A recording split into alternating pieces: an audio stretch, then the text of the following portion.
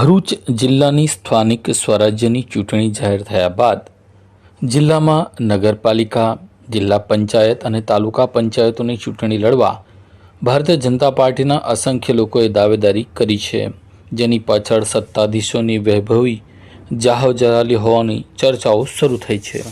ભરૂચ જિલ્લામાં સ્થાનિક સ્વરાજ્યની ચૂંટણી 26 એપ્રિલે યોજાનાર છે, જેમાં ઉમેદવારી કરવા માટે કોંગ્રેસ, ભારતીય જનતા પાર્ટી અને આમ આદમી પાર્ટીના દાવેદારોનું લાંબી લિસ્ટ છે. પરંતુ આ વખતે સૌથી વધુ દાવેદારીની સંખ્યા ભારતીય જનતા પાર્ટીમાં છે.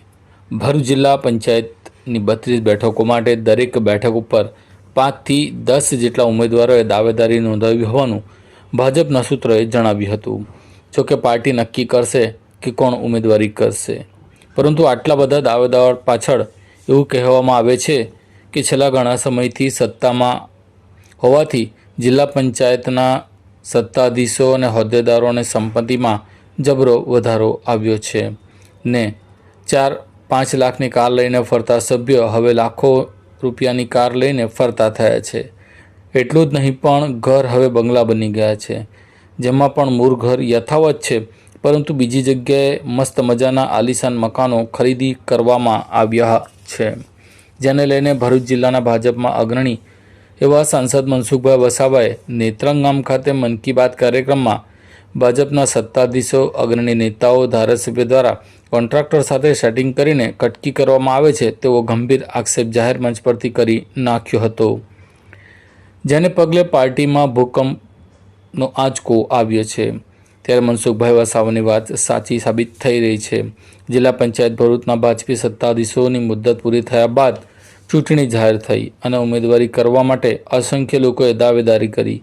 તેની પાછળ સત્તાધીશોનો વૈભવી કાર, બંગલા અને વૈભવી સ્ટાઇલની જીવનશૈલી હોવાની ચર્ચા છે.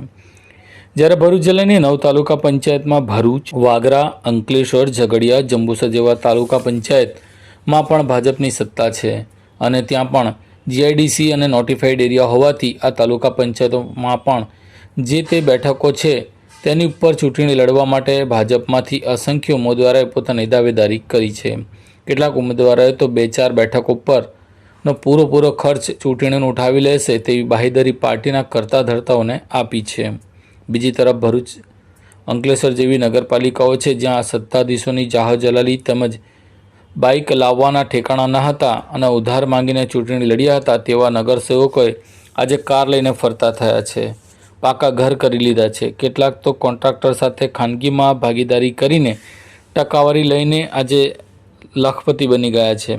આવી વૈભવી સ્ટાઇલ જોઈને અનેક લોકોએ નગરસેવક એટલે કે કાઉન્સિલર બનવાની અભરખા જાગતા આ બંને નગરપાલિકાના કરોડોના કામોમાં મળતી કટકીને લઈને દરેક વોર્ડમાંથી 15 થી 17 અને કેટલાક વોર્ડમાં તો 50 દાવેદારોએ ભાજપમાંથી ઉમેદવારી કરવા પોતાની દાવેદારી નોંધાવી છે. આની પાછળ 5 વર્ષમાં સત્તાધીશોએ નગરને સુધારવાની સાથે સાથે પોતાના જીવન પણ સુધારી લેતા તે લોકોની આંખોમાં આવી જતા દરેક વ્યક્તિ જેમાં પણ વર્ષોથી ભાજપમાં છે તેઓ ચૂંટણી લડવા તૈયાર થયા છે.